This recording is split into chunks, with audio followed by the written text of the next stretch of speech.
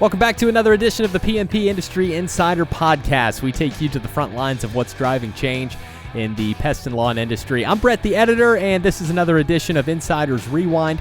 We're looking back to January of 2026, and even though we did take the New Year week off, we still featured 4 episodes with guests like Sherry Spencer Bachman, Charlie King, David Billingsley, and Jeff Davenport. So it was a busy month, and we'll dive in here in just a couple of minutes. But a special shout to our sponsors.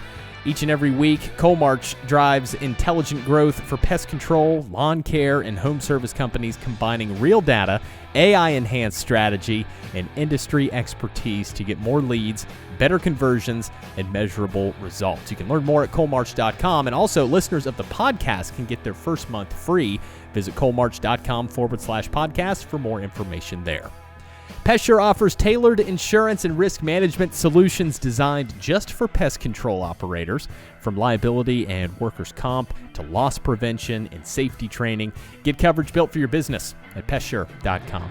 Also, Voice for Pests gives pest control companies an industry-specific phone and communication system with intelligent call routing, CRM integrations, AI tools, call tracking, and omni-channel support, helping you never miss a lead again. Learn more at voiceforpest.com.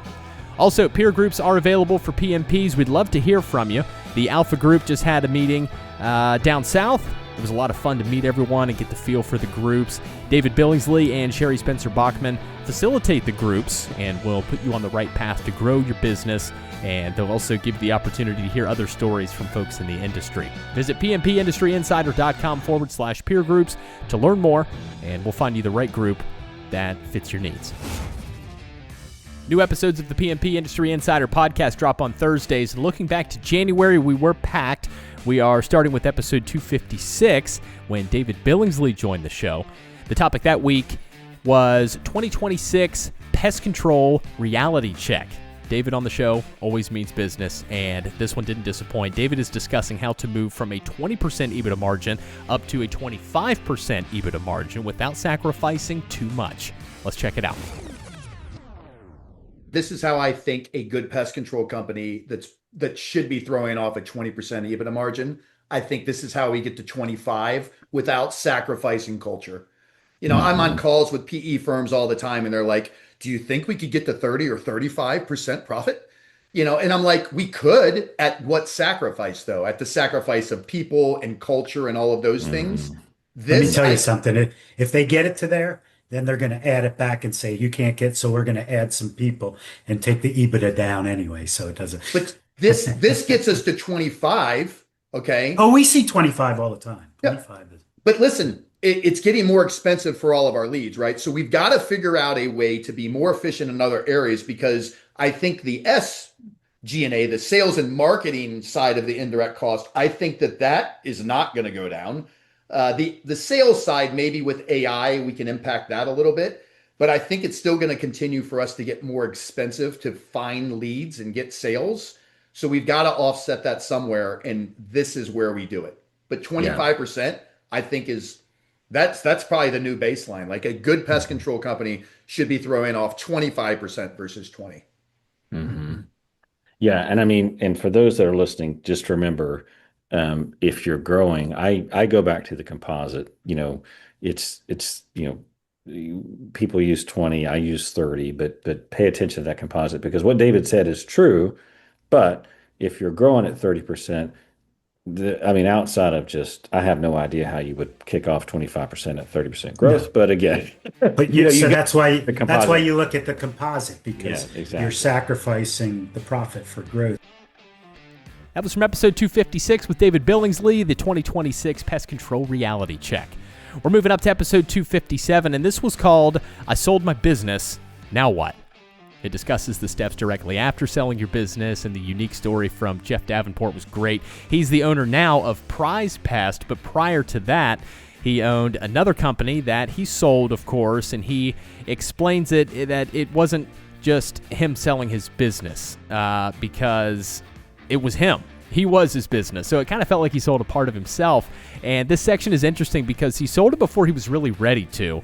And at that point, they were just sort of looking around trying to figure out the numbers. And they just happened to be very attractive numbers. So they hit the gas and they got the process started. Check this out.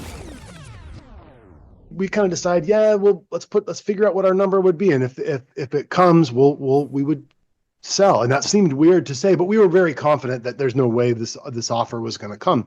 So Jamie talks to Dan, and we decide to start the process, kick it off, and you make a pitch deck and start to send it out to places. And Dan helped us with all that.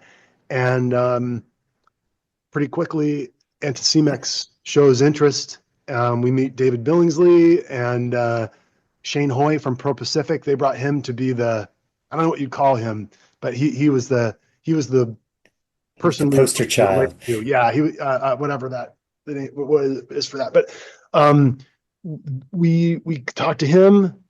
They made an offer, which was higher than the number we told ourselves we would sell for, and then we countered to that, and then they just accepted our counter. And they said, okay.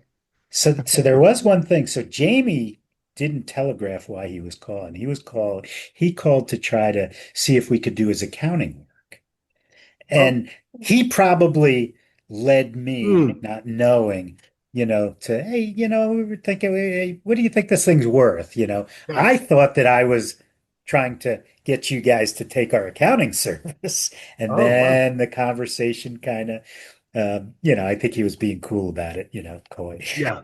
And but it was pretty neat stuff, and you guys sold right at the right time, right? So yeah, it was a good moment. I think, looking at that now, I think we had something special to offer Anticimex, who was looking to kind of build out their West Coast platform. So we gave them basically Sacramento and the Bay Area down to middle of LA, and they had just purchased companies in San Diego and LA. So anyway, we kind of filled in what they had already, and they were, looking at in Seattle. So I think it was a unique time for them too, and our area. Episode 257 with Prize Pest's Jeff Davenport. And we're moving up to the final 2 episodes in January. Next up, special guest Charlie King.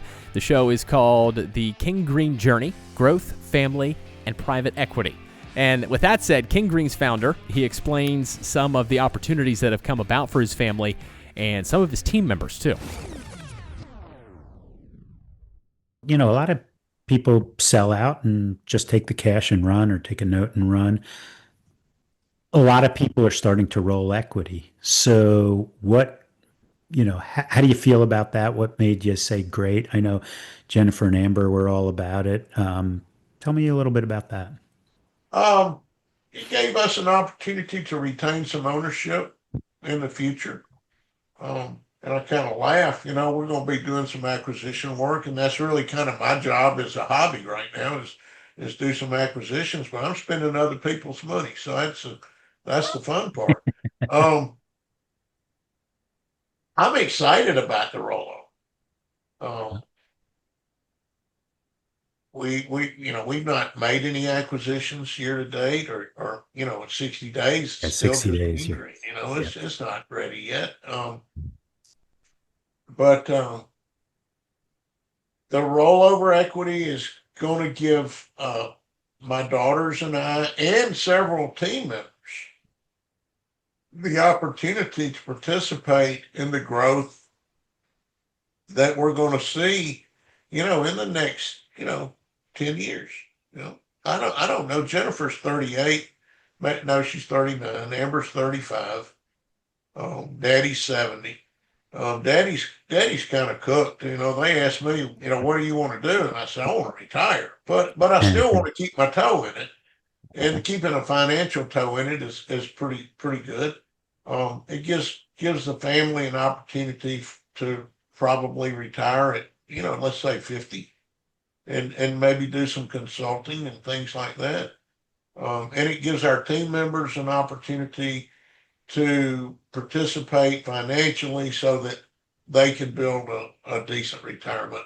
And we had a 401k, and we had the traditional, and I've always encouraged people to save for the future. My dad was a saver. I like to think I was a saver, and it gave us an edge up for our future and for our children's future. And now on to the final episode in January, this one with pest control business coach Sherry Spencer Bachman. She's also a PMP Industry Insider peer group facilitator alongside David Billingsley. And the funny story is just a couple weeks ago, I was talking to Sherry in Dan Gordon's kitchen, 1,100 miles away from home, and I learned that both of my kids were born in the same hospital as Sherry Spencer Bachman, and my wife even works at that hospital to this day. So small world, kind of strange, but I keep finding so many ties from this show back to the state of Ohio. Small world, as mentioned, but let's get into it. Sherry Spencer Bachman, the topic of this episode is how to reach your next million. Here we go. I put together this quiz called the $1 Million Climb, which told me, like, did they have their core values defined? How were they with financials? Like, are they working with PCO bookkeepers, or are they tracking benchmarks, the industry benchmarks, which are so important? Are they doing monthly subscription payments? Are they, do they have their processes defined, and a hiring process as well as a service process and training programs and things like that? And how much is the owner really involved in the business? It's amazing how many owners are owned by their business and can't take a vacation, or the husband and wife are both in the business and they don't take vacations together. And it's like, what are you working for? What are you doing this for if it's affecting your personal life that much? So I came up with the quiz so that when I met with potential clients, I could kind of get a temperature as to what needed to be worked on in their business. But then I found these smaller companies that, are maybe a one-man operation or woman operation, 2 or 3 people operation, that getting to that first million is really a struggle. And so I did I have an online learning center training course called the $1 Million Climb, which kind of walks them through 12 different steps that need to be in place in order to really get to that first or next million. But the learning center itself was designed for the smaller people. Most of them can't afford one-on-one coaching, but they might be able to belong to a peer group and have the same influence in that area. But originally there weren't peer groups available for that size company, and now there is. That's the show, folks. Insiders Rewind. It comes up once per month to recap key parts of the show, and it helps in getting listeners caught up on episodes, and also helps the new listener get a feel for the show and find a good starting point. I'm Brett, the editor. Feel free, folks, to give us a follow or subscribe on Apple Podcasts and Spotify. It'll help get the show in front of others in the industry who are asking questions about growth, peer groups, private equity, operations, and so much more. It's all here with Dan and Donnie on the PMP Industry Insider Podcast. I'm Brett, the editor. I'll be back in March to do this all again. Have a great month.